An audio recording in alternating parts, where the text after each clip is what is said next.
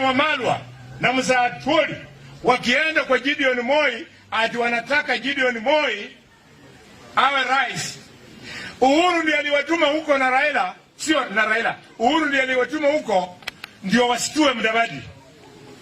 Mudavadi ajue kwamba asipokubali kuwa deputy wa Gideon Moi hakuna kitu kingine Uhuru anaweza kumpatia. Sasa Mudavadi, I'm telling you, wewe, how can you be persuaded by Uhuru through Oparanyanda, Atwoli and Eugene kwamba uwe deputy wa Gideon Moi, na Gideon Moi kura ya kuwa rais Busia hana, Kakamega hana, Bungoma hana, Chitali hana, Vihiga hana, everywhere hana. Well, Mudavadi, I want to tell you today, ndugu zangu, naomba msikize on the last point. Na kuomba ndugu yangu, don't have a short memory.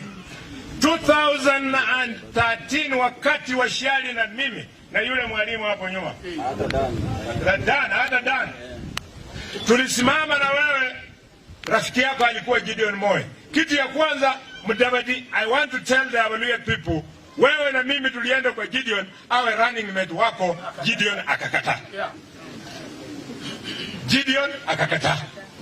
Namba 2, kura ilipoangushwa Baringo County, Gideon akapata kura 116,000 votes kule Baringo. Na wewe Mudavadi mwenye ulikuwa unatembea na Gideon Moi, wewe Gideon Moi akakupatia kura 3,800 peke yake. That is not a man to partner with.